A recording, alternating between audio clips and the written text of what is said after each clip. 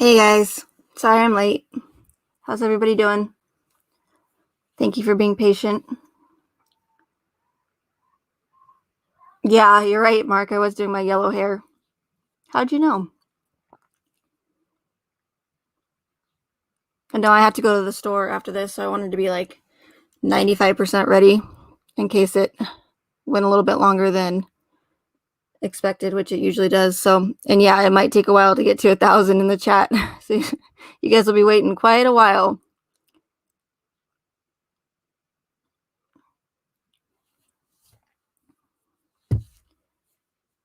Hey, Octavia, Sugar Smacks, Harmony. Nice to see you. Yeah, I do lives at all different times, so I figure it works out for people who are in different time zones since I don't ever have like a set schedule for my live streams. So we won't wait for 1,000 people to get here, but we'll definitely wait for a couple more people to get here, and then we'll go ahead and get started.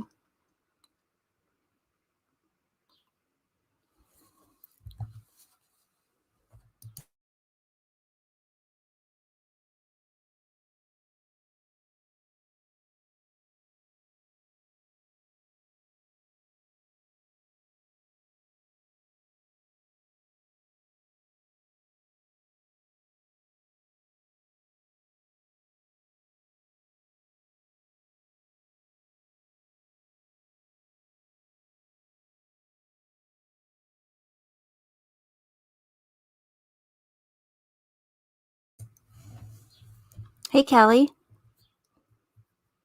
Hello, Jen. Thanks for being here. Snow there, Mark? Bummer. Probably gets old, huh?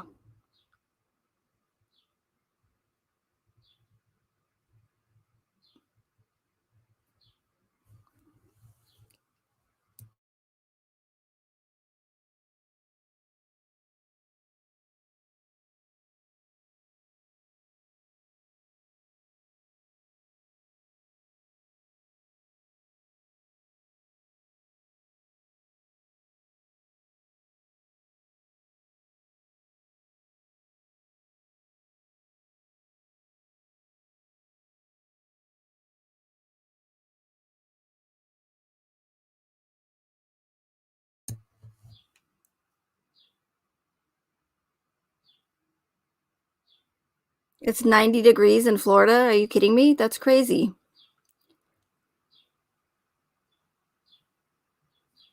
It's 90 degrees in Florida. Are you kidding me? That's crazy. There's an echo in here.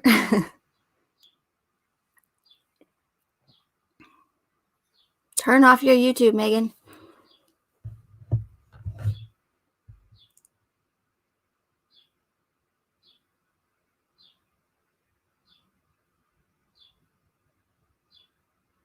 Mark, I hate snow, but mid 50 and some 60s next 10 days.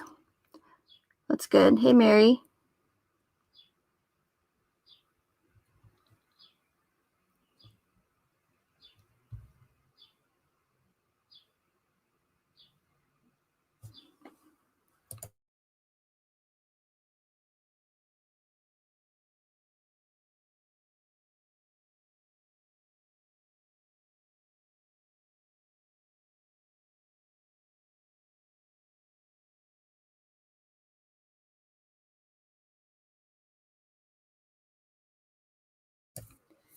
You might hear Buddy here in a couple minutes. Of course, he's quiet all day long, and then the minute I want to go live, he's a talkative one. I don't know what a talkie one is, but I just made it up. So, any groundbreaking news on the case before I go ahead and get started? I can't keep up with it all. You guys are probably better at it than I am.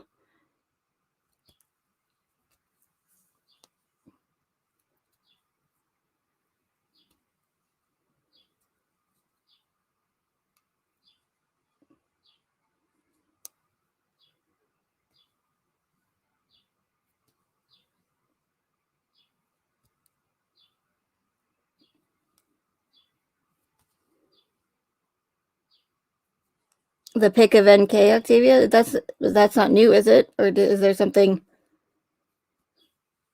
new about it?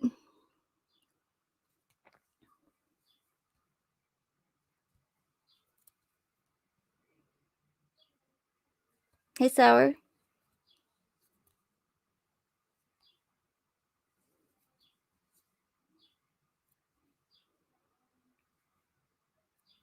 Okay, so I want to know, unless it's just me, but why is it when I use emojis, mine are yellow like my hair, as Mark likes to say, and other people's are um like more natural skin toned. Did anybody notice that?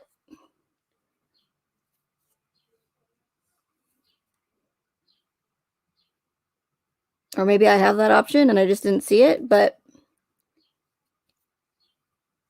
hey, Veronica.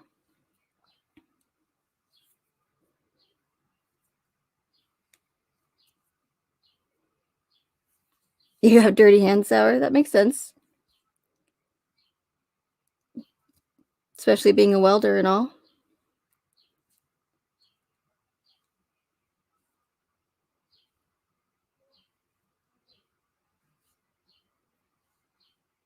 You were sent a cream tea. What's a cream tea?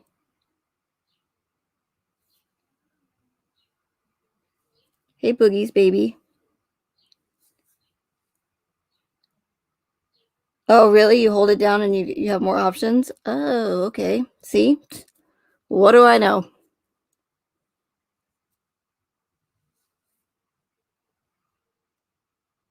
Is cream tea like a cake or something? Or is it tea? Because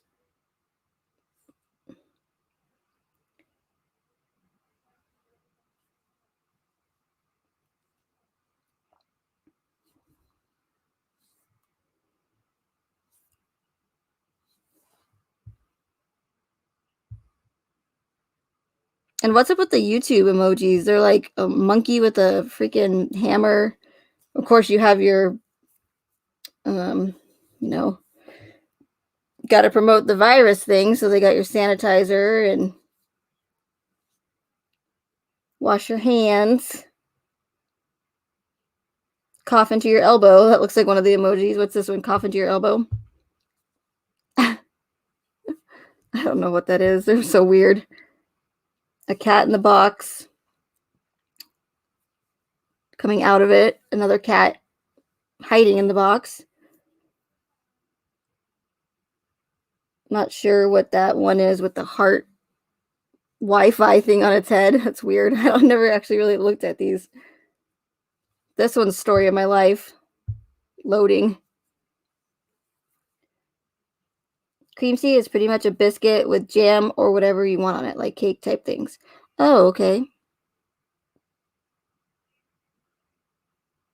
Kind of misleading if you're from America because tea is a drink, so but sounds good.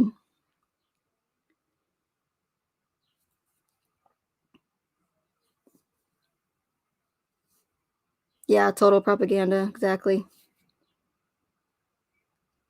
It's a very special selection of sandwiches. Sandwiches. And cakes, Megan, they do them in hotels. Okay, sounds good. Well, enjoy, Miss Callie. So no breaking news, huh?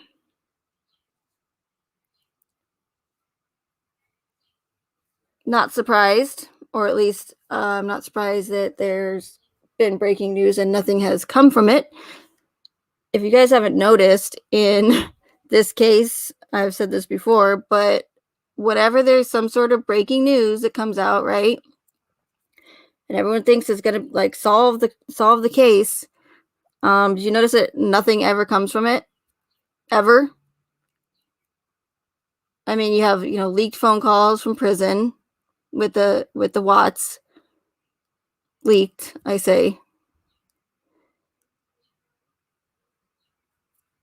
Phone conversations from prison or from the jail that were released. Sometimes new pictures. Has anything ever come from any of these breaking news stories on the case? Ever? Or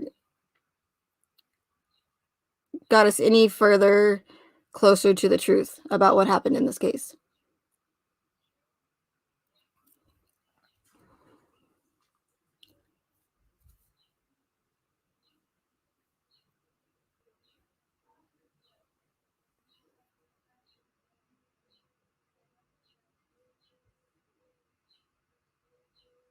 Oh, that's okay, Callie. I know. I hate when I misspell people's names.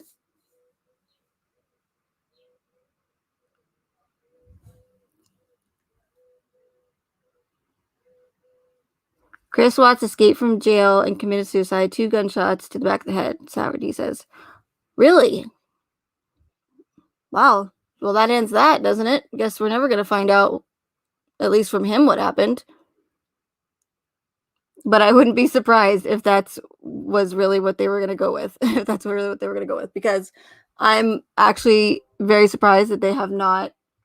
Well, a friend of mine who follows the case as well. She said, like, right when this whole virus thing happened, that she wouldn't be surprised if Chris Watts, caught the funk, and and died from you know what. And I was like, well, that'd be sure easy. That'd be a way to, stop people from talking about the case. But then they wouldn't want to do that, would they? Oh, I know, Sour. I know you're just kidding. That was really funny, actually.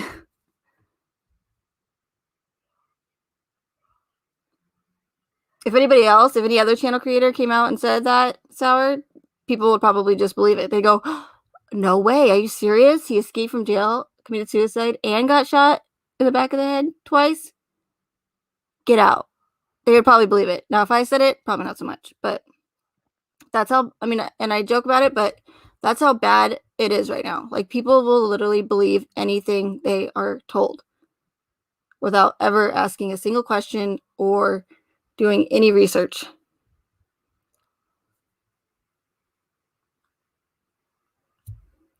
And Sugar Smacks, the whole thing with him eating his earwax and picking his nose, in my opinion, I think that's just another way for people to just have more hatred towards the man. Like, ew, what a disgusting piece of shit, right? Like, he just murdered his entire family, and now he's picking his nose. What a disgusting human being. Because, I mean, it's stuff like that to me that is so obvious. It's like, this guy knows that he's on camera, he's being recorded in this at this police station, and he's gonna literally sit there and pick his nose and eat his earwax and eat his boogers. Like, it's, again, in my opinion, just another way for people to believe that this man is just the filthiest, disgusting, vile human being on earth.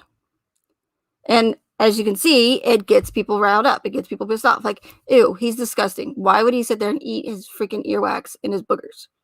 Like, what a sick individual, right?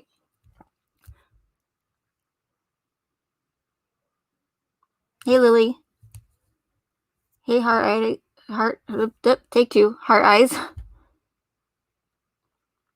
They keep people going along with hope. The reverse of that is fear. They keep people scared constantly in fear for a goal. Yes, exactly. Heart eyes. Funny, gross in a way. Yeah.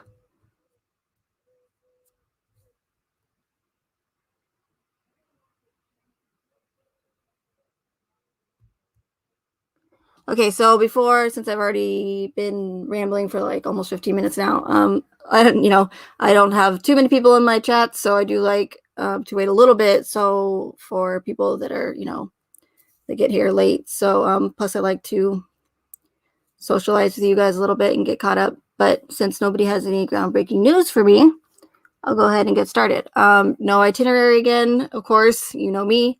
I kind of just pop on here whenever I have a chance, or I do have groundbreaking news.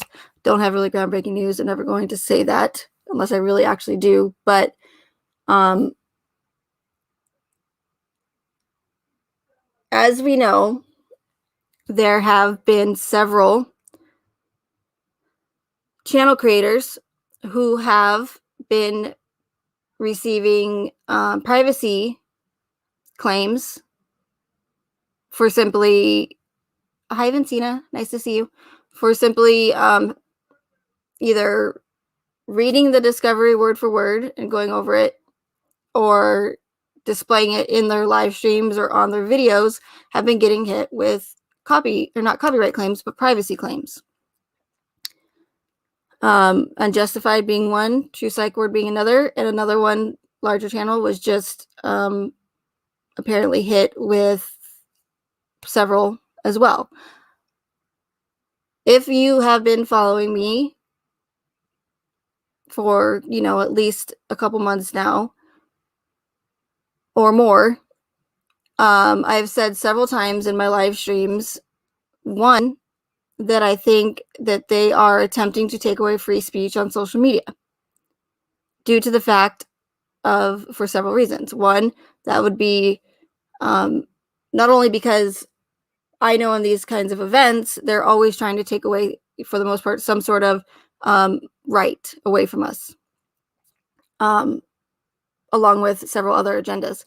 So having that already in the back of my mind, I, started to see things that supported that. So the first time, and I mentioned this before, so this is going to sound repetitive if you have been a subscriber to me or been following me for a while, but when I repeat myself, just know that it's super important, and it's to prove a point. I said months ago that the minute Frank Rusek stood in front of that Watts home, right? He had, for whatever reason, whether he had a Thrive conference that he was attending or whatever, he never said that, but he said that there was word on the street that that's what he was actually there for. Kill two birds with one stone, I guess. But he stood in front of the Watts home and started pointing fingers at these big social media platforms, right? YouTube, Twitter, Facebook, saying, we're being harassed, we're being doxxed, we're being threatened, we're getting death threats. We have contacted you ourselves and our lawyers, and you big social media companies are not doing anything about it. Right? So when I saw that, I immediately had this feeling that they were attempting to take away free speech. So they're using this like reverse, and again, I don't know if that's like the right meaning for it, but like reverse psychology kind of thing. Like, so, you have Frank accusing these huge social media platforms, right, of not doing anything about this harassment. And so what does that do?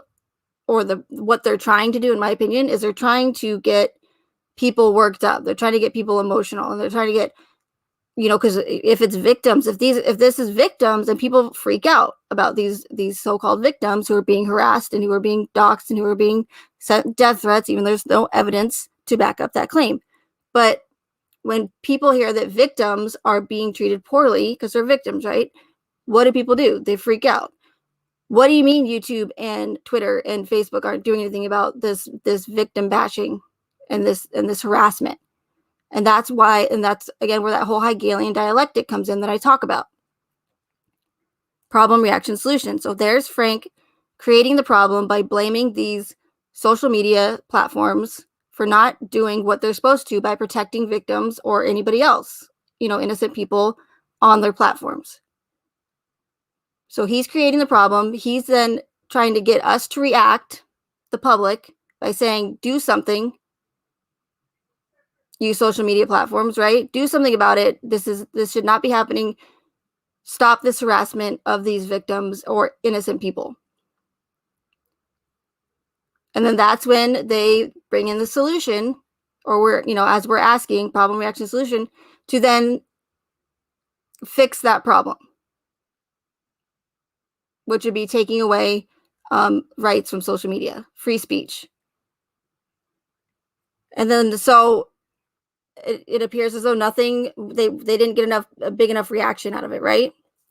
So then you have the Ruseks, and I've said this before, again, it's going to sound repetitive, but They go onto social media, they cause chaos, they cause division, they cause people to fight, they cause people to be pro Rusex, pro Watts. I hate the Watts, I hate the Rusex.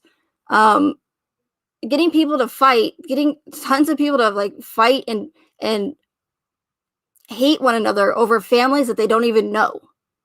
They've never met ever once in their lives. All they know is that they are supposedly victims, right, in this tragic event. And we only know what the government, law enforcement, and these two families have said about themselves. That's all we know. We don't know them anything else about them outside of what we've been told. To me, that's crazy. So there's an attempt again to get people worked up.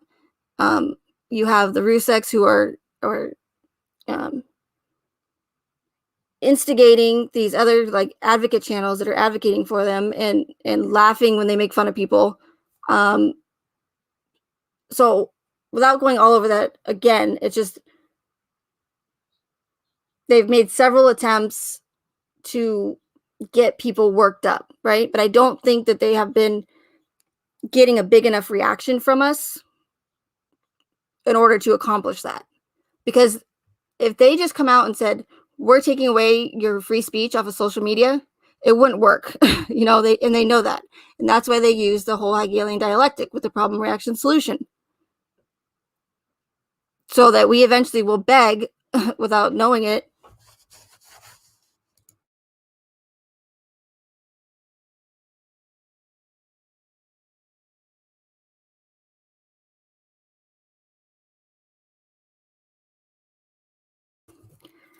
And eventually, where was I at? Sorry. Beg for our rights to be taken away, not realizing it at the time, right?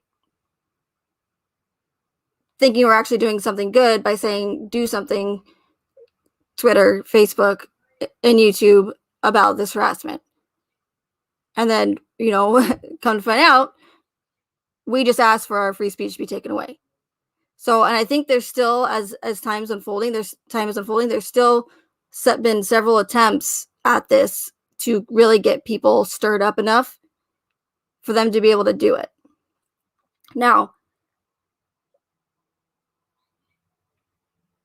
that's one thing that they're doing is the free speech thing. And we're seeing it happen with this Google moderator crap, So, and they're not even just going to start censoring us. They're going to start censoring you guys as well, the viewers.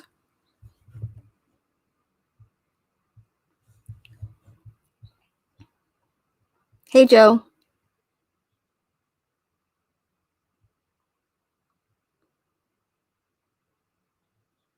So I just want you guys to, like, as far as that goes, keep an eye on that and the censorship that's going on. Because I truly believe that is one of the agendas for this case. And that's just one of many.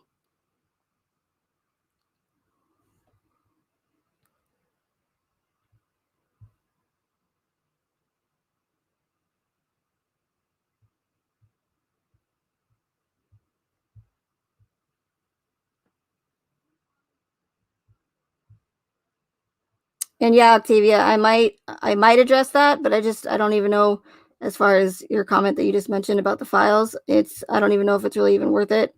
But we'll see.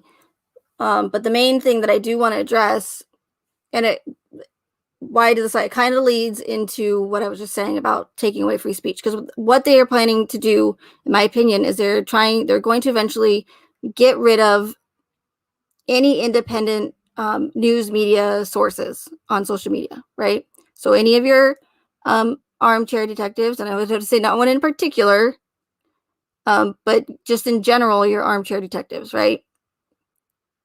Or independent journalists who are trying to like solve these cases or questioning these events, these tragic events that whose narratives don't add up, or they have so many holes or inconsistencies in them, right? So just keep an eye on that as far as like people being censored and as far as that goes, okay? Now, my main point I wanted to get at,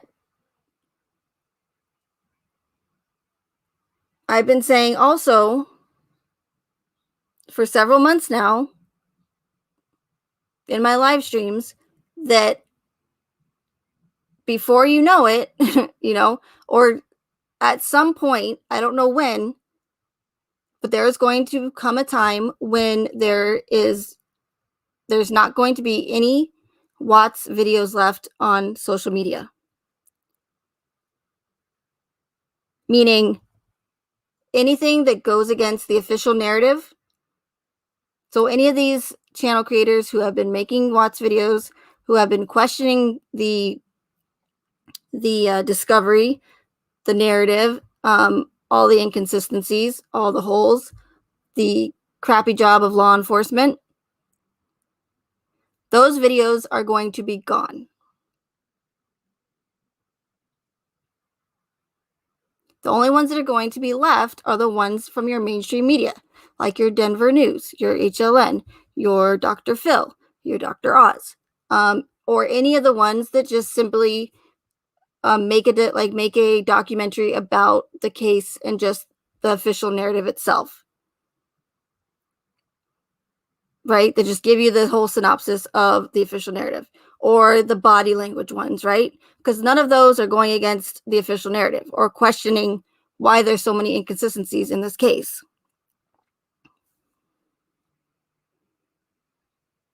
Hey, Nicole, thanks for being here. Hey, Amanda. Lavender, thank you for being here.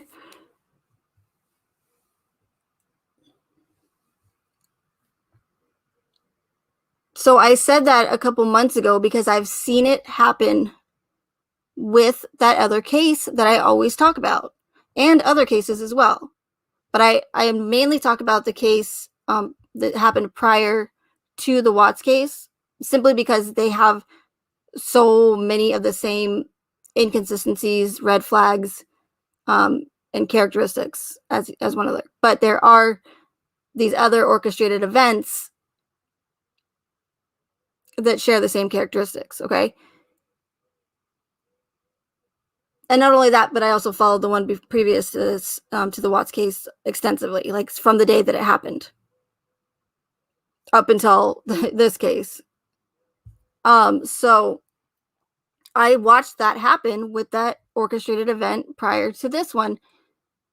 There were many, not several, like a ton of, hey Arch, a ton of channels on YouTube that were trying to dissect and break down that case, that event, trying to figure out what the hell happened, saying it was a cover up, trying to solve this case with only half of the information and a case that was not meant to be solved, just like this one, where they released all the body cam footage, all of the fit report, all of the 911 calls, all, or not all, but whatever they wanted to show us, let's say that, okay?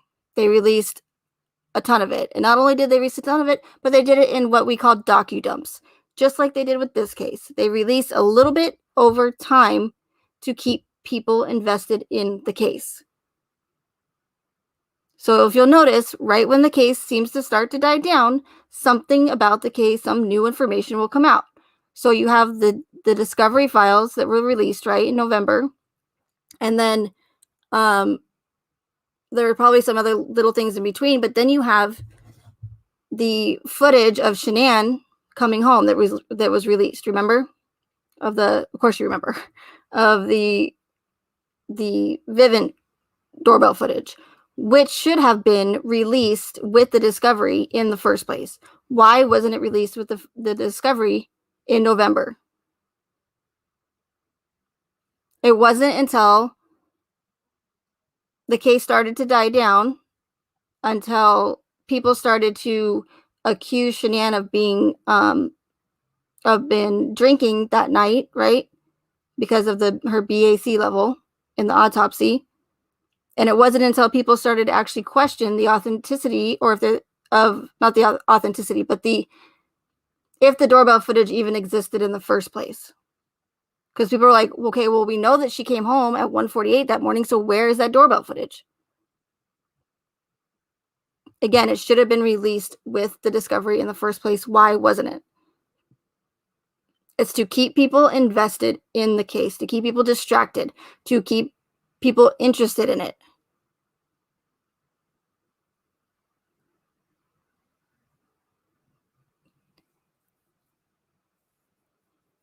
So they'll release them in docu-dumps, is what they like to call them. Okay?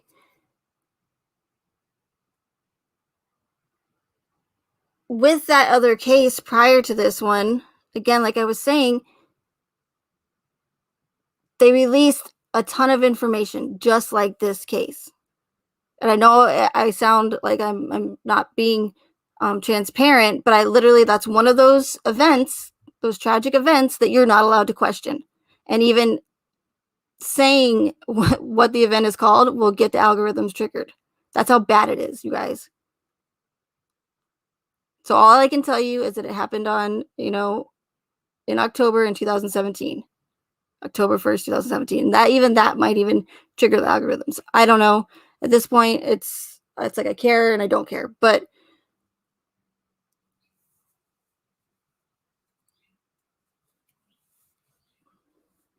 with that case, since I, followed it extensively, I watched as time went on, after they were done pushing their agendas, they went back in and started slowly redacting information from that case report. When they had released it, 95% of it was unredacted. So it wasn't until over a year after the fact that the event happened, they slowly went in, started removing stuff completely, or they started slowly going into the online case report and redacting information. The same thing that they're doing with the Watts case, you guys.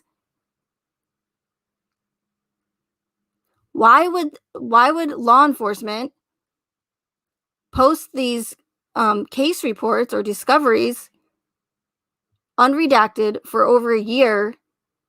No problem. All, everybody involves personal information, not redacted. And then after a year, go in and start to redact information. It's to cover their ass. So that again, like people like myself will go, but I thought I could have sworn it was unredacted this whole time.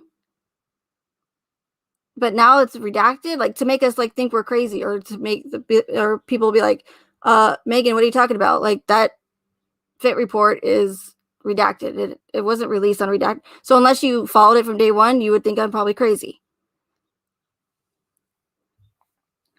So not only did they do that with that case, and they're doing that with this case, I watched with the other case in 2017, over time, they were slowly hitting channel creators for their content, removing it, giving them strikes, copyright strikes, privacy strikes, you name it.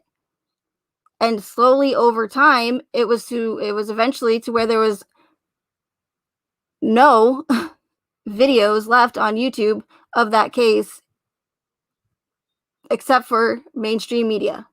Now there's some, because people are constantly posting them, but they're just keep getting taken down, right?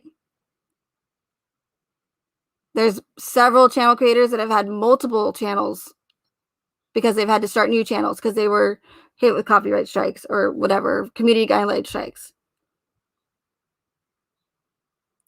Try to go look up October 1st, 2017 event on YouTube, and you're not going to find hardly any information, I guarantee you, or any videos, unless they are going with the official narrative. And that's what they did. And that's what they went in and struck people with these community guideline strikes, deleted videos, so that they're removing anything that questions the official narrative or any conspiracy theory channels, because they don't want the truth about these cases coming out. They don't want people to wake up, because they know that more and more people are waking up.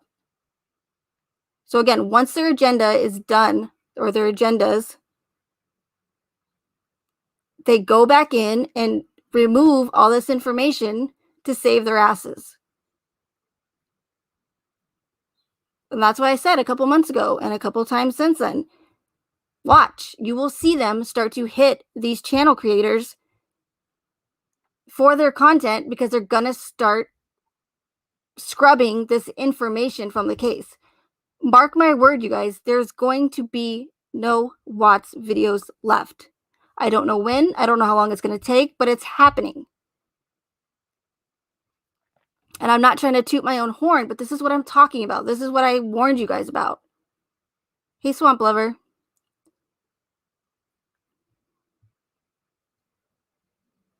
Look what they're doing. They're hitting up, you know, and that's just a couple channels. Who, I don't know how many other channels. There's probably several other channels that have been hit with privacy claims that have gone over the discovery or talked about it, but they're just not making a big deal about it, or they're not making it known.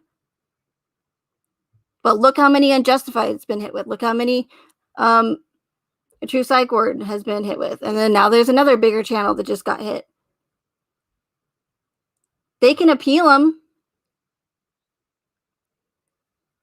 Because how can YouTube go in and say that these channel creators are or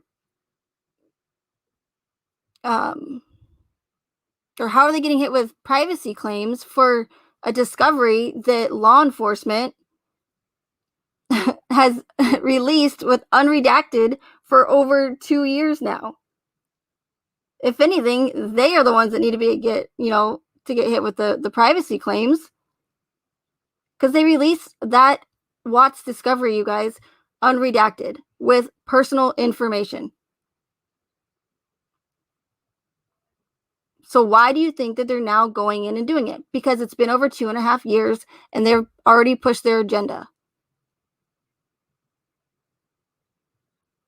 And that's what they do. I've seen it happen. They slowly go in and remove and scrub this information. Also, not only that, but with help from the Honor Network. Don't let it fool you. Again, the name Honor, because it's definitely not honorable. With their mass flagging with their 300 to 400 volunteers who go around and scrub any channels or videos that go against the official narrative or conspiracy theorists. So there's videos that Unjustified had, like she's apparently, I heard she did appeal them, but there's probably videos in there that are permanently deleted that she can't get back. So it's only time until they hit her again, unless she saves all her videos. And then, but even if you go and you upload them again, they're going to get you again. I guarantee you guys, give it time. I don't know how much time. There's going to be no Watts content left. Just like the Randy book event rhymes with. Just like, listen, Google, don't Google, because I hate promoting them, but do an internet search for, again, the October 1st on YouTube and see if you can find anything or anybody questioning it, the official narrative. Because there used to be thousands, you guys, thousands and thousands of videos that people have made trying to solve that event, that case. People are still filing FOIA requests for that case and getting denied. They are done like that on purpose. If you see a tragic event and they release that amount of information, consider it a false event. Or at least consider it a huge, huge red flag.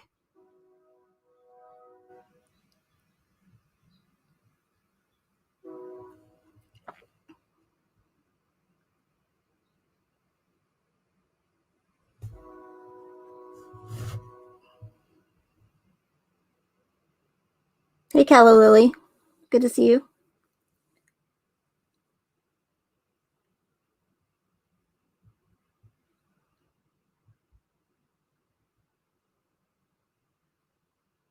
But I mean, think about it. How can they literally, how do they have a right to go in after 2.5 years later, you guys, and start removing content saying that it's violating privacy?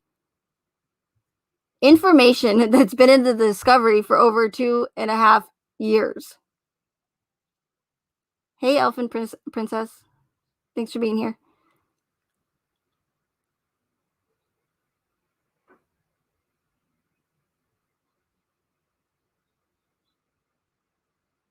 But and like I said, I've seen it happen with that other event. It doesn't matter. It doesn't matter that they did. They're going to hit these channel creators up for privacy claims, and they are doing it. And I told you guys that it was going to happen. They are going to slowly just remove anything that goes against the official narrative, or anything that's going to save their asses from putting out all this information with personal information of individuals involved.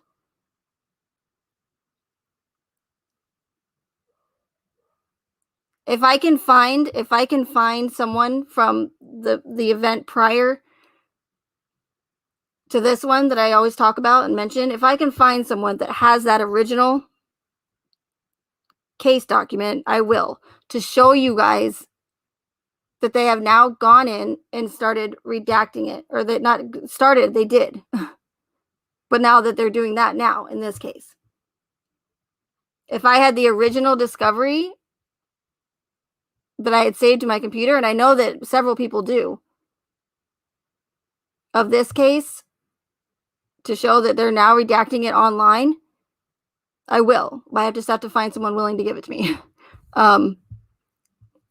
I don't seem to have a lot of people on my side lately with this case, or a lot of help. So I can't make any promises. But I do know several people from the event prior to this that I can ask. Then hopefully they have saved that case report to, their computer, the ones that have been following it from the very beginning, so that I can at least have some sort of proof to show you guys that, yes, these powers that be are going back after the fact and redacting this information that they never bothered to redact in the first place when they should have.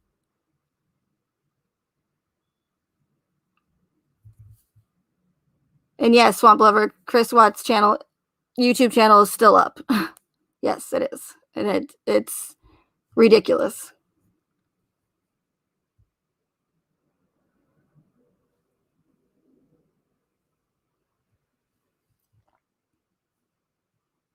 So, like, any questions on that?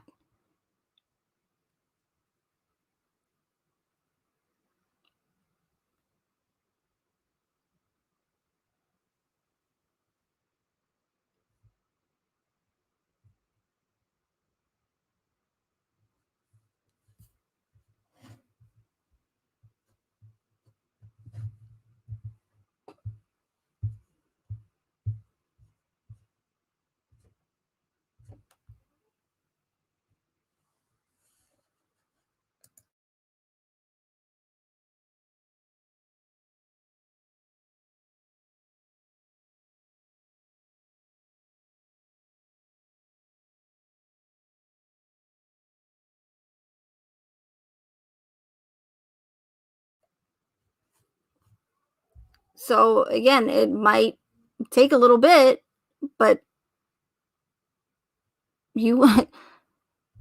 I'm telling you, give it time, and there's not going to be any Watts content left unless it goes with the official narrative, or unless it's benefiting the powers that be.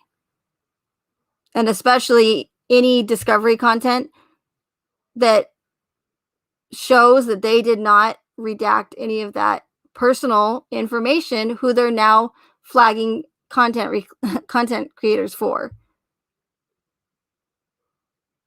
Hey, Tiger Girl.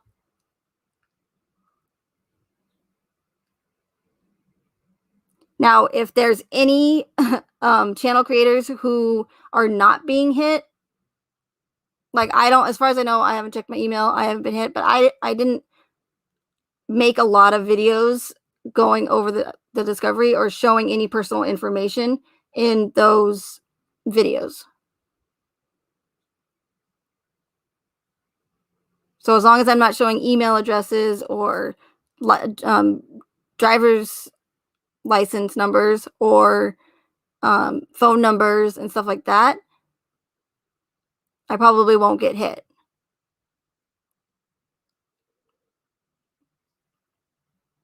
But again, I don't know what I've shown in my older videos. I'm sure I did show some phone numbers and stuff. So it's just give it time. and taking them and putting them private or unlisted is not going to prevent anybody from getting privacy claims. They can still hit you up for just simply having it uploaded.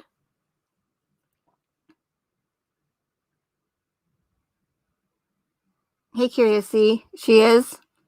See, and that's what I'm saying. Like they're going to do it until there's none left to save their asses because they've already pushed their agenda on us for 2.5 years.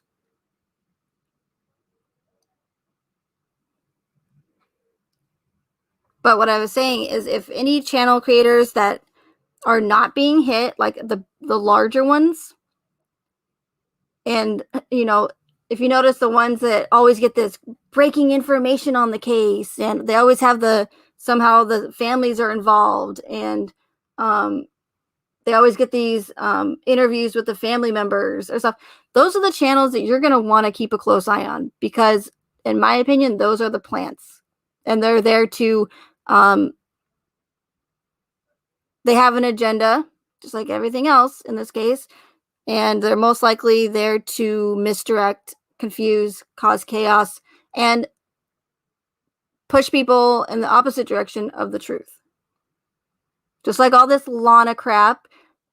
And if any of you are familiar with my American Horror Story videos, right? All the predictive programming in there. It's interesting that there is a character whose name is Lana Winters. And Miss Lana Winters appears in the season of Asylum. She is a news reporter who purposely gets herself checked into the asylum. So she pretends, she's crazy because she wants to get closer to an individual in there who is or has been accused of murder, but she believes he's innocent. So she actually commits herself into this asylum to prove this guy's innocent of murder. And by doing that, she becomes famous. Weird. I mean, correct me if I'm wrong, but isn't Lana doing the exact same thing with her notebooks, right? Her binders of all of her information, trying to make a big deal and trying to prove Chris is innocent? This man who's been accused of murder, prove his innocence? Yeah. Lana Banana. I mean, it's this kind of stuff that it's like, I just need you guys to see. And I know it's not like solid proof evidence on paper, but it's stuff like that where it's like, really, Lana shows up after 2.5 years out of nowhere. I've never seen her. I'm not in the Facebook groups, but either way, what are the odds that her name is Lana and she's trying to get this guy who's accused or, has been convicted of being a murderer who believes he's innocent and is trying to prove his innocence? And what are the odds with all of my other American Horror Story connections that I've shown you guys? She happens to show up and have the same name as one of the characters and is also trying to prove Chris is innocent, just like the character on American Horror Story. It's stuff like that they are mocking us and they're putting it right in our faces. And that's what I'm trying to show you guys.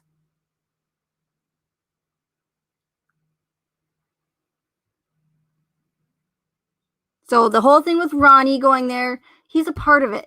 He's a part of it. And I don't care if people get mad and say, how dare you? He's a victim. No, he's not. Okay? No, he's not. Come after me, YouTube. I don't care. He's not. They are a part of it. They are there to keep people interested in the case, to distract. to try and prove someone or to discredit someone like myself by saying that I don't think that Chris Watts is in prison. But what about all this 35C stuff, mate? No, it's bull honky.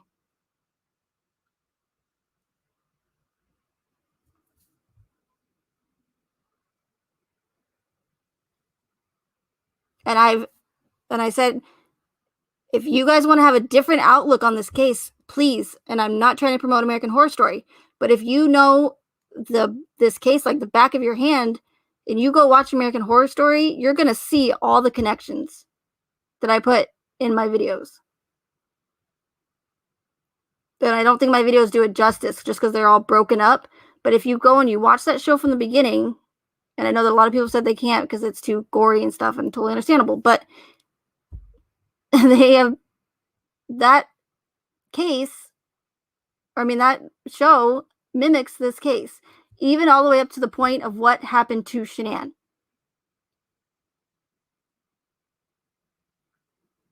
But look at what this case has turned into. It's a complete freak show. And yeah, again, I use the term from American Horror Story, which is a season freak show. That's what this is. It's a circus. Nobody has got us closer to the truth. People are going over the discovery again. Why? What is the point of that? You might find something you missed here and something you missed there, but this case was not meant to be solved. It was meant to confuse, to distract, to mislead, for an agenda. They don't just release this amount of information, and especially with personal information, not redacted, they don't, and all at once. You know how difficult it is to go and get case documents or court documents, even your own, from filing FOIA requests or CORA requests? They make it nearly impossible. So why is it with this case that they just released all this information? And not only that, but are now going back in and covering their asses because they didn't redact the personal information of people involved in this case from the discovery.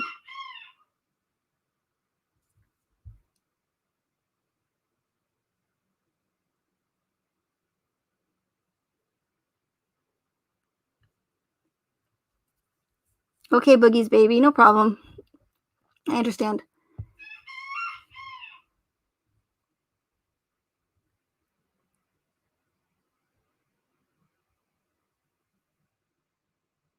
Yeah, exactly, Harmony. And that's the thing too. It's so difficult to find any past lives or any information of these people involved in this case. And even if you did, it would be so easy to create a identity. If they can erase identities that easily, they can surely create one just as easily. These events, people have to understand that these events are planned years in advance. Not overnight. So if people say that it's not possible, it's very, very possible. And if you have connections starting as far back in American Horror Story as 2011, actually, because that's when American Horror Story, the first season, came out, was 2011. And in that very first season, you have your Watts connections there. So they could have been planning this Watts case from 2000, at the very least 2011, 2012.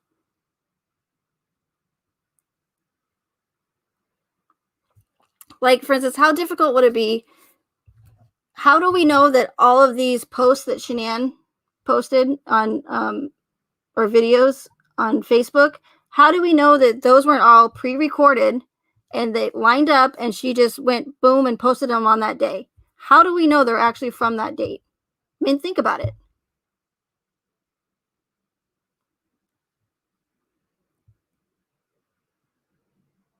How do we really know that any of those videos that she recorded weren't previously recorded, or any of those posts that she wrote, right? And even if they weren't, how easy would it be for her to just be a normal wife and mother and just, post how great Chris is here, great there, or some nutgate problems and some family with the or some issues with the in-laws. It's really would not be that difficult to create a storyline on social media. The only difficult part of this case would be the body cam footage because it was live, because they had to make it look real. They had to make it look realistic. And that's when you start to see those inconsistencies. Like with Chris and his duper's delight. Several times that man could not stop from smiling or show his nervousness. Not because he's a covert narcissist, it's because he's a crappy actor. And that's, in my opinion, why we got the back of his head for his confession, because they didn't want him to blow it. They didn't want people to be able, or professionals, to be able to analyze his facial features when he's supposed to be confessing to committing a really serious crime, like murdering his wife to his father. That's why we only got the back of his head, because I just don't think he's that great of an actor, you guys. And when have you ever seen the back of a person's head in an interrogation room? Ever. Their camera is always facing, and even if there was a camera in there, why do we, the public, not deserve to see the front-facing camera?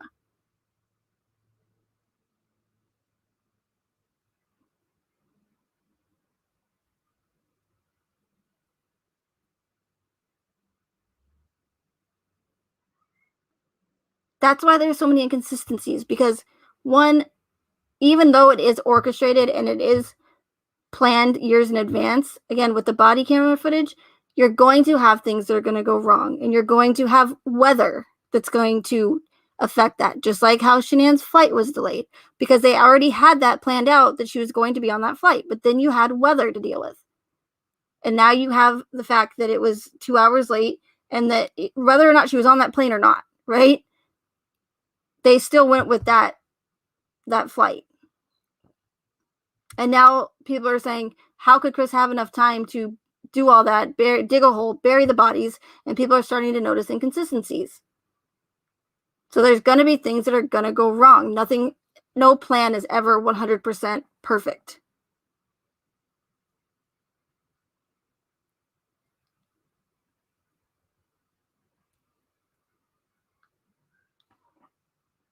And I know that we've seen that body camera footage many times of Coonrod and NA and her son going into the house, right? But if you really, really look at it, like, just think what would I do in that situation, and just watch how their body language is. Watch how everyone's kind of just standing around. There's no sense of urgency. Everything just seems very, very staged, in my opinion. And I'm not trying to sway any opinions, but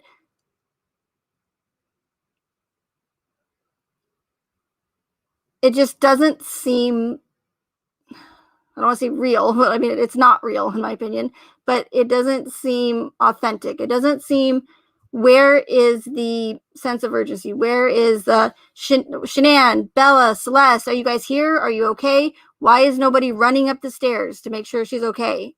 She's not passed out in the bathroom somewhere. Why? And people will use the excuse, well, I think Nicole Atkinson just kind of already had a feeling that something was wrong.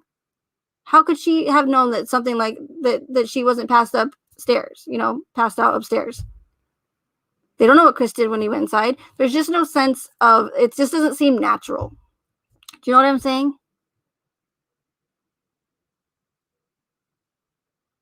Hey, everybody hates Chris. And yeah, and I get that. And I totally understand that. Yes, I mean, we see Frank Rusek crying at the hearing, but you have to remember that just because somebody's crying, it doesn't make it real. I know that's hard to like understand, I guess. I don't know, but and that's the problem that I run into and other people, because now I'm sitting here and I'm accusing this man of, right, making accusations that he wasn't really sincere in the courtroom. But it's not just one thing. It's not just me going, I don't believe him. It's, you have to put into context everything that I've shown you guys in this case, all the information I put out on this case, all the inconsistencies that lead me to believe that Frank Rusek is not genuine in that courtroom. It's not me being a shitty person or saying that I don't, accusing someone of not truly being sad.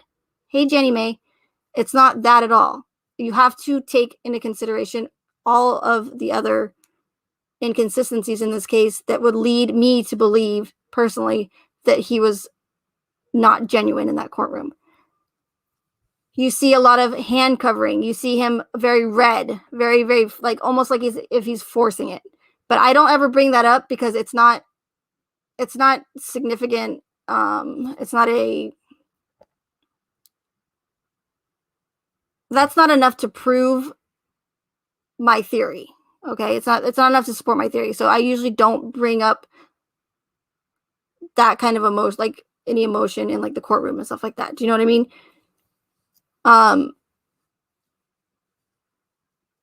Because anybody can cry on cue. And unfortunately, that's just not enough to prove to me that this case is what they say it is. It might be for many other people. That's all it takes is for them to see that Frank is bawling his eyes out in the courtroom, and that makes it real for them. But unfortunately, it's not true at all. Somebody crying in a courtroom with a camera on him does not mean that what we have been told is the truth.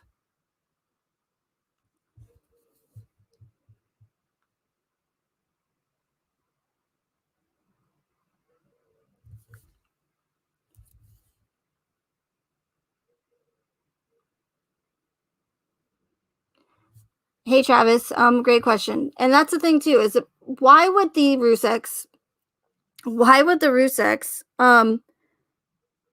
go on Dr. Phil, go on ABC, go on Dateline. I don't know if they did Dateline, but they may have.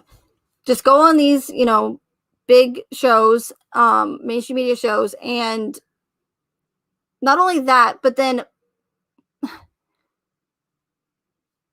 stream the funeral on Facebook live for millions of people to see, and then turn around and say that we're not allowed to talk about this case. Really? Really? Because I'm pretty sure that you just went on Dr. Phil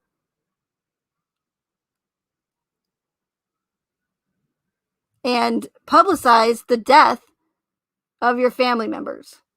And then you went and for some reason felt it necessary to stream the funeral live on Facebook. Why? Why publicize the deaths of your family members and then turn around and have the audacity to tell us, the public, that we are not allowed to discuss a very high profile publicized case? The reason why they post that or stream that funeral for the world to see is to pull at heartstrings. That's how you get people emotionally invested. What better way to do it than stream the funeral live?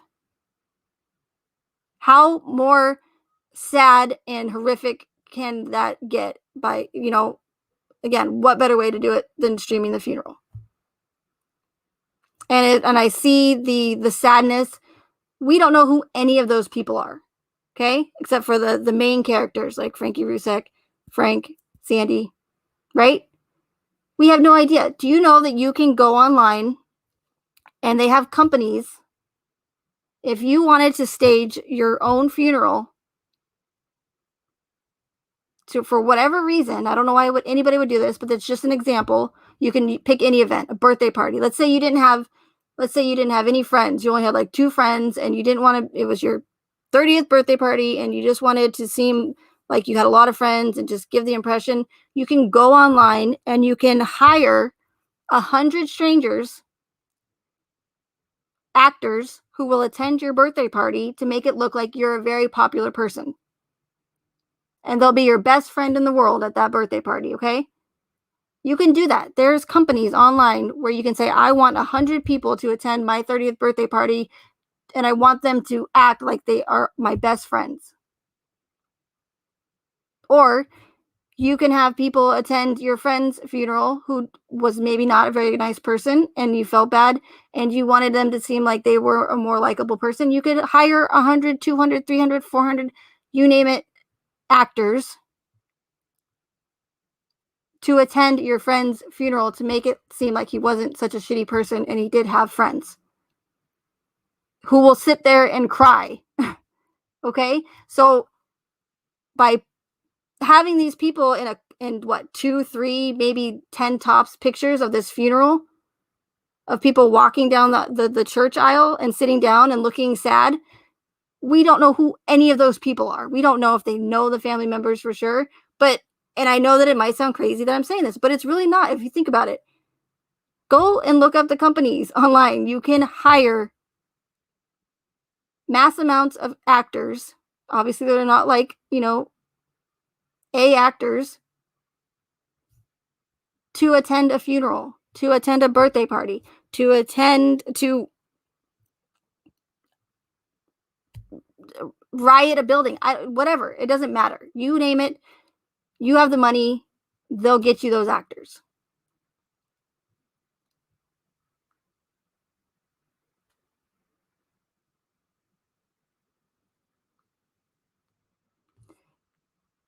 And that's another thing too. Everybody hates Chris. I get that a lot. They say, how could everybody that knows NK not speak up? We don't know her past. That woman could have been raised on a military base. Maybe her father, her real father, I don't know. I'm just saying, again, we don't even know if the identities of these people are real.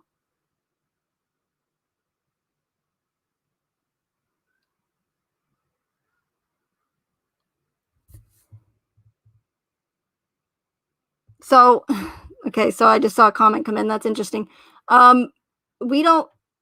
She could have been raised on a military base since the day she was born. And she could have been chosen to be a part of this event. So how do we know if she even has any friends? How do we know that people didn't sign non-disclosure agreements? Please keep chat and live videos respectful. Remember that our platform does not support scams, misinformation, conspiracies, or claims that innocent victims are involved when they aren't. Thanks. And that's what I'm talking about, you guys. See, the moment that I start to be transparent, I get a warning. That was nice of you, YouTube Contributors Program, to at least give me at least a heads up before hitting me with any strikes or anything. So I guess I could be thankful for that. But do you see the minute that I start to say stuff like this? I mean, if that's not proof enough right there, unless anybody else is getting those comments right there, unless that's like a troll or something. I've never seen that before. That's new. I'll have to look into that. But that's very, very interesting, to say the least.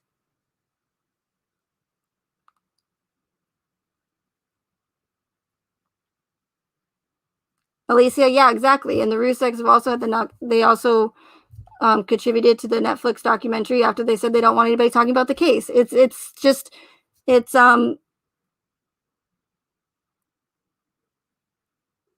Yeah, it's ridiculous. It's hypocritical.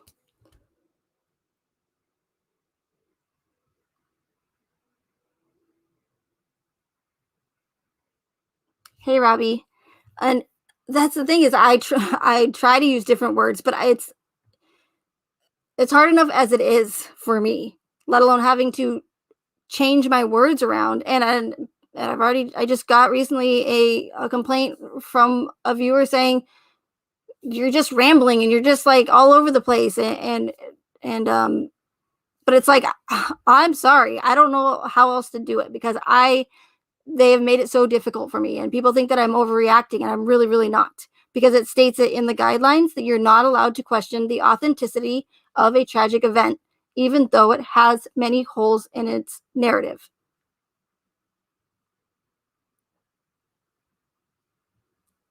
Yeah, Swamp Lover. Apparently, I just got a warning, unless that's just somebody who named their screen name or whatever. What I don't know what's called, but their YouTube name that. But I don't think so. I think I'd have to look into it, but it's new to me.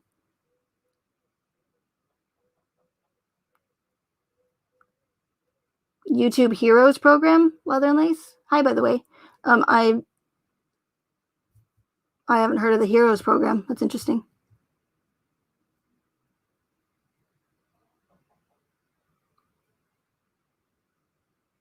Sorry, I don't mean to talk fast, Mark, but it's just because I'm just very frustrated, and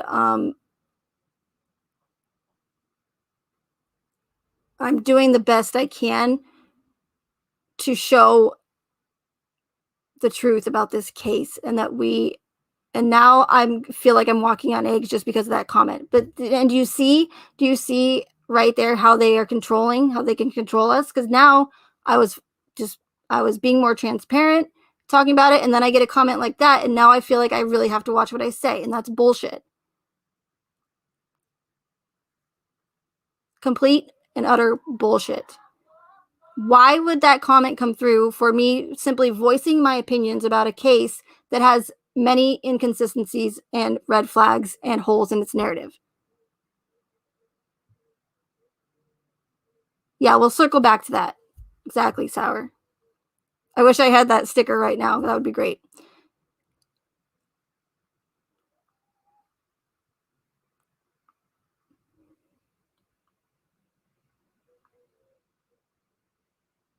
I mean, if that doesn't know that little comment in the chat doesn't prove my theory like 100%, but that's stuff like that I'm talking about that makes it difficult for me to voice my theory on this case or my opinions on this case. Because as far as I have seen, I've been in other live chats and of people that are saying that NK drugged Chris, right? Used devil's breath on him. That Nicole Kessinger is a murderer. That Nicole Kessinger could possibly be an accomplice to murder. That she's on drugs. That Chris is on drugs. That they're both drug addicts. You can say all that, but does YouTube give them a warning comment saying that you can't accuse people of murder and being an accomplice to murder? As far as I know, I haven't seen it yet. So why is it okay to accuse a individual, a woman that we don't know, of murder or being an accomplice to murder, even though there's no proof or no evidence to back up that claim whatsoever? Yeah, she deleted some text messages. Yeah, she lied to police. But where is it any evidence that proves that this woman killed anybody? So why is it okay for all these other people to say that, but it's not okay for me to question the authenticity of a tragic event that has many red flags and holes in its narrative? Why? Please, can someone please answer that for me? Hey, Temperance Stones.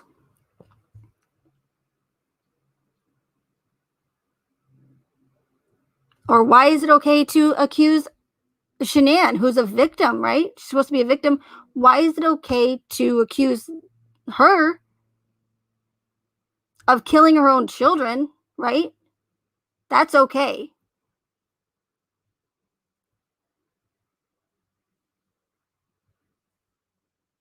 Because all their channels are still up. They're going strong. They don't have to worry about walking on eggshells like I do. Why is it okay to accuse a alleged dead woman of murdering her children, but it's not, you're not allowed to question a tragic event that doesn't add up? Why is that okay? This is why I get so frustrated. There's another channel creator there that has, I don't even know how they're still coming up with ridiculous theories, but they are still going strong. and they're getting paid for it. They're getting donations for it to misdirect people, to mislead people, to steer people in the opposite direction of the truth of this case. Yes, I have referred to your community guidelines. Like now I'm talking to a bot. See what is happening? I'm going crazy. No. But while you're here, YouTube, can you please explain to me why? I'm just kidding. Kind of. Yes, that's a theory of several people, Swamp Lover, that Shanann Watts killed her kids. Yes. And that's the thing. I'm not accusing anybody of murder. I'm not accusing anybody of being an accomplice to murder. I'm simply saying is what we're being told the truth, because nothing adds up. And as a American citizen, as far as I know, and for at least for now, I myself and anybody else has a right to question inconsistencies in a narrative. Since when did that become illegal or against guidelines? But yet it's okay to accuse innocent people or people of murder where there's no evidence to back up that claim whatsoever.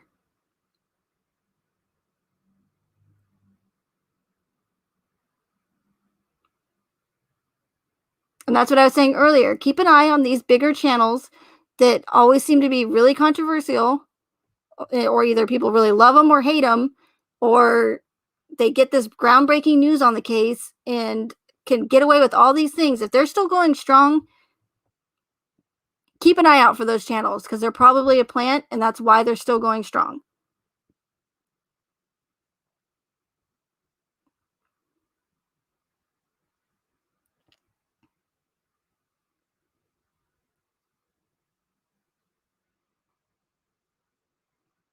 Contrary march, and it very well maybe a legitimate a legitimate theory. Let me slow down. I am going a little fast here.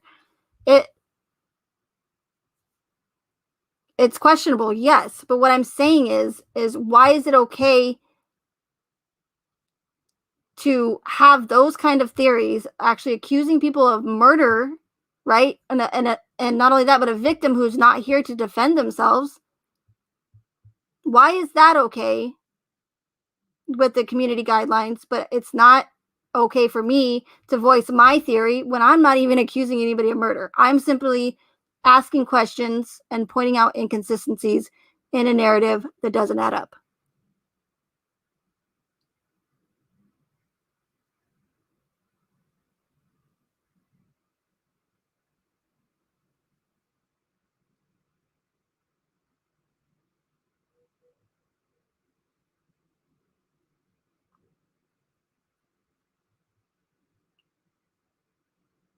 And I'm not slandering victims. I'm simply questioning holes in the narrative.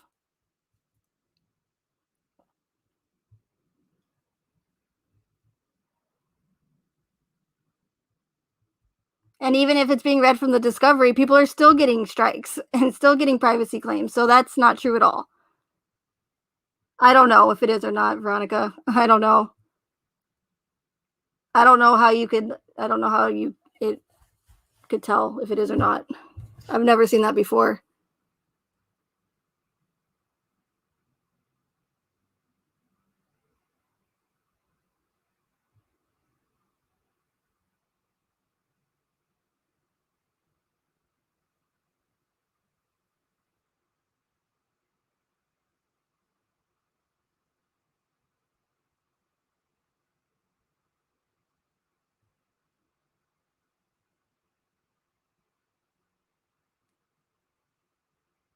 Yeah, I know, right? First time I've seen it as well, Veronica. And I highly doubt that they would give me a warning before they strike. So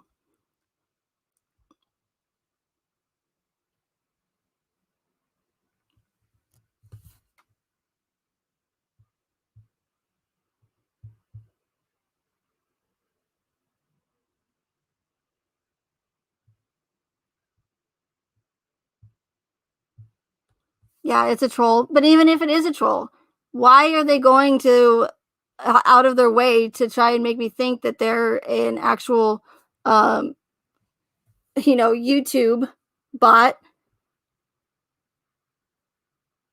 and trying to silence me? So it's like it doesn't matter where I turn, you know?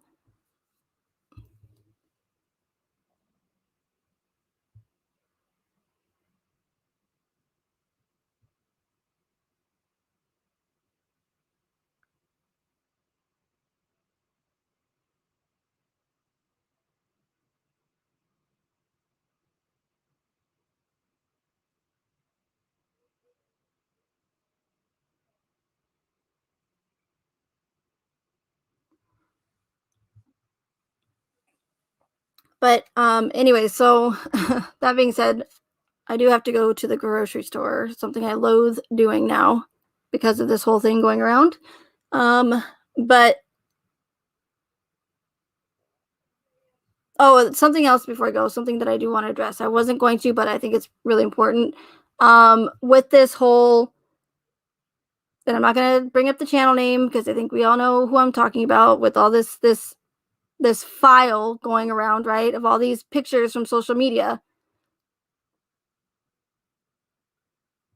What I don't understand is if they've had this file of photos since February 4th, why didn't they immediately call Weld County and say, what is this file that you accidentally sent us? Or why was this included in the discovery files that I asked for? February 4th, they've had it. And then they make a live stream and say, I don't understand. I don't understand where these files came from. I don't, that this must mean that there's an investigation going on.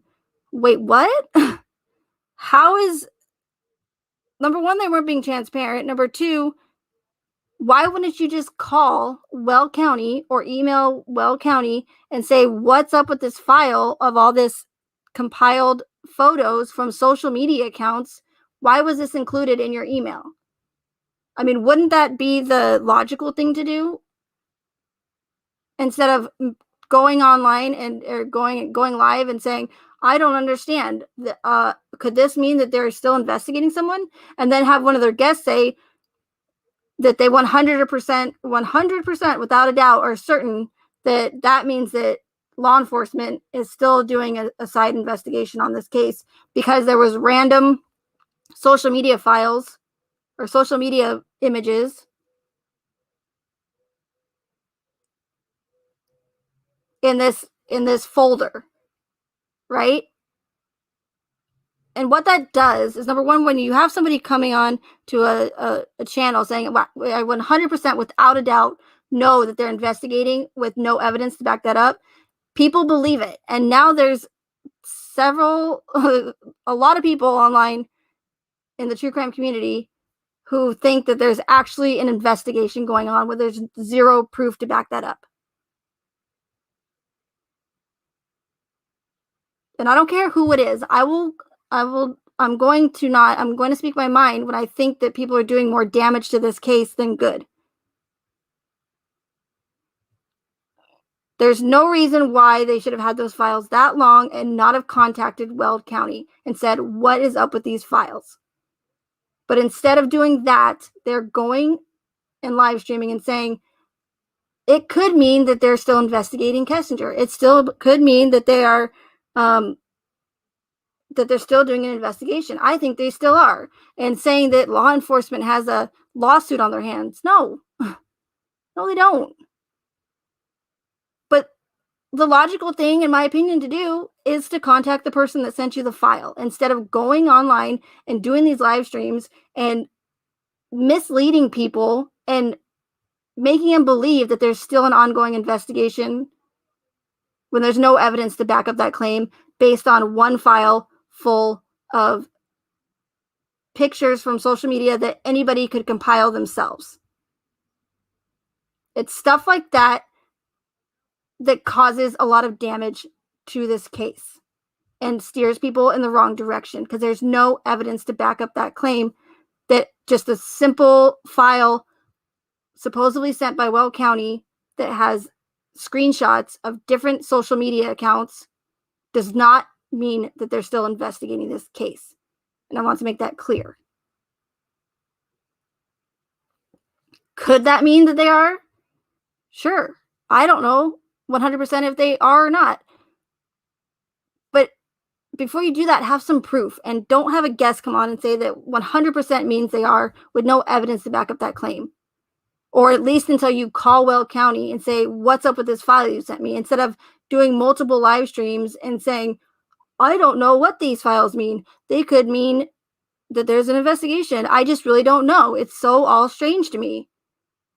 Well, contact the source that sent you the file. And I'm not trying to be rude or degrading or anything like that, but it's very frustrating. And especially when there's these channels that have so many followers and subscribers and viewers, it does a lot of damage because people just believe anything that they hear and don't ever ask questions. That file could mean anything. And I simply don't understand why they wouldn't contact the source themselves instead of questioning and trying to figure out what the hell the file means. Instead of doing that and asking first. And then say, if you contact Weld County and they say, oh, I don't know what you're talking about, or they deny it or whatever, okay, then maybe you can go and do a live stream and say, and try to figure out what the heck's going on with this file. But until you contact the source, then why do that? What is the purpose of doing that? I don't understand.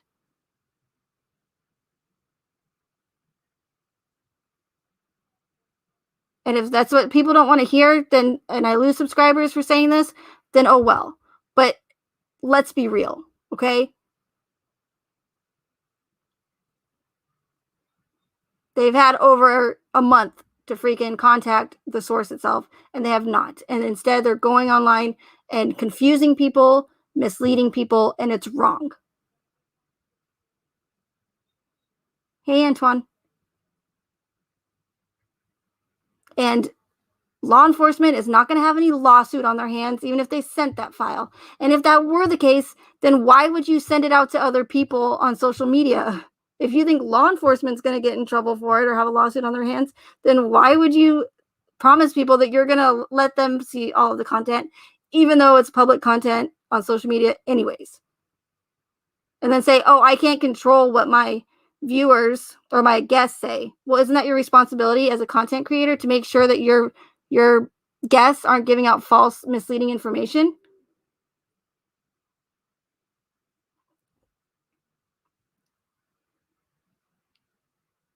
It's doing so much damage to this case, and it's getting people further and further away from the truth about this case. If people really want to know the truth, please start asking questions. Please stop believing everything you're told, because things can be very deceiving. And on that note, thank you everyone for being here. And I appreciate my mods as well. Just ask questions, please. And I'll see you guys next time. Thank you. Bye, guys.